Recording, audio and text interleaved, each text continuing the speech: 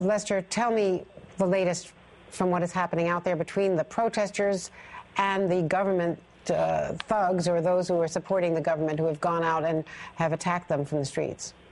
You know, they know who each other are, because the period of holding up signs and identifying yourself as soon as you pass, these are not just roving attacks. They have, in many cases, spilled outside Tahrir Square, up on the highway overpass, across the bridge, almost into Zamalek at one point.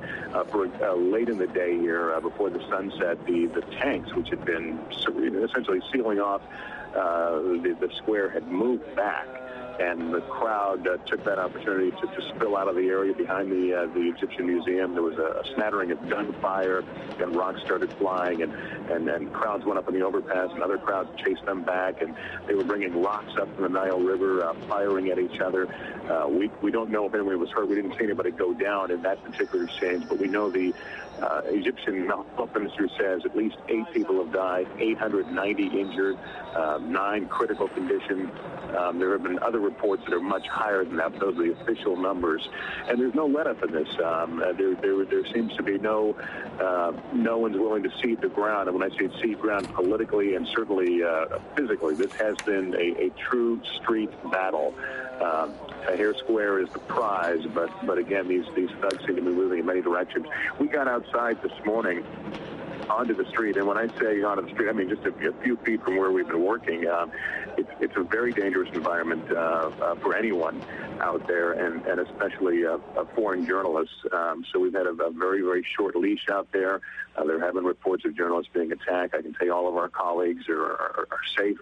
But when I say our colleagues, it goes beyond our NBC family. You know, we're all trying to do a job here. So our concerns are with all our fellow journalists in the region right now trying to tell this story. But I think that where we're at now is nobody knows where this is going. You know, we've all covered insurrections and wars and those sorts of things, and sometimes they follow a pattern, sometimes they don't. A lot of us have tried to game this in our heads. Well, this piece will fall, this will happen, and here's a likely outcome.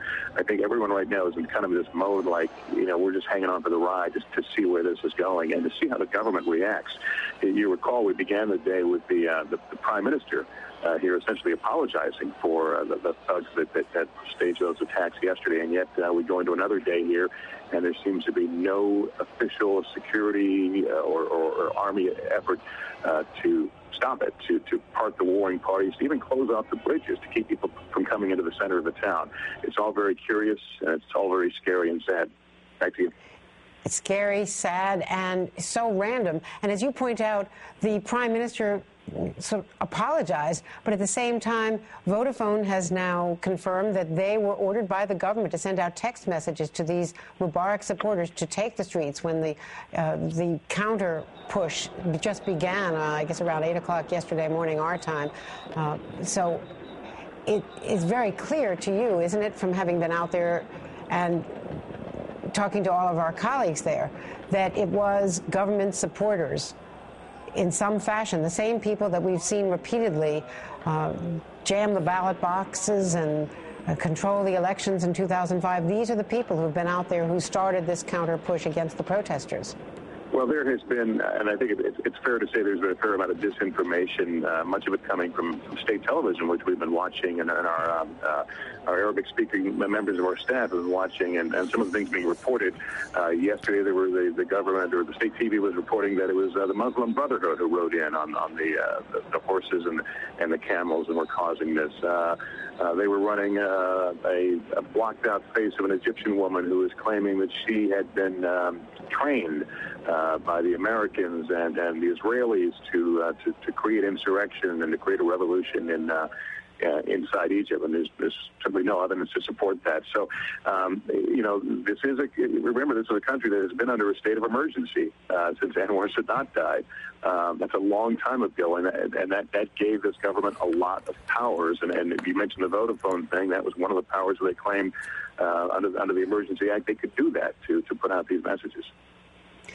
Lester, I wanted to ask you, I know you tried to get out and get to Mary Thornberry, the woman, the 76-year-old American woman who has lived there for 15 years, who had talked to Brian Williams yesterday, and you tried to get out on the street. We're rolling some pictures of that. and it got to the point where you were about a quarter of a mile, I think, away from her, and it was not safe. I wanted to play a little bit of the interview that Brian had done with her. This woman holed up in her apartment and trying to protect herself. Yeah, I spoke to her actually to let her know. How worried are you about your safety? I have a sharp knife. I have hot water. I have my walking cane, and I have my rolling pin. So that's my armory. And that's what you have to defend yourself against these protesters? Yes. I have nobody but myself. Now, that was the interview, and then you followed up, and you actually talked to her the next day, and you were trying to get to her to try to help her to find a way out. What is the latest on that? Well, after she talked to Brian, our staff needed to talk with her, and she really didn't want to leave her home, but she reached a point and said, "Yeah, I'd like to get out." We said, "Well, we'd like to talk to you and be happy to come over there and escort you out and help tell your story." And we kind of loosely planned to do that this morning. Got up this morning. It looked fairly quiet in the immediate area, but then we started getting out the maps, started looking at what we could from our vantage point. And we just couldn't figure out how to do it because to get to where she was, you were going to have to get through where some of the major fighting, where all those Molotov cocktails were being thrown. So we worked the problem for a while. I finally went out on foot with an Arabic-speaking member of our staff, and we kind of walked along the edges. Using cell phone cameras. We're keeping a very low profile. We got some looks. We got a little jeering, and we got as close as we thought we could, but there was just no way. And I went back and I called her and explained to her. And I just talked to her again within the last hour. She was very fearful of night coming, and she tells me now that she has no water. She says she has plenty of food. Her medicine's okay, but she has no water.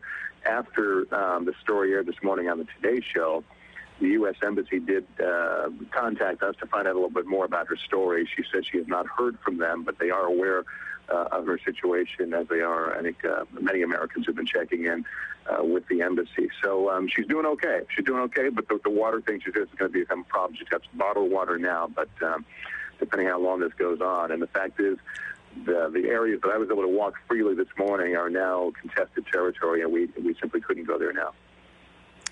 Lester Holt, please be safe. You know that better than anyone, but thanks for all your reporting, and all of our team there are doing extraordinary work round the clock. Thanks, Lester. Thank you so much, Andrew.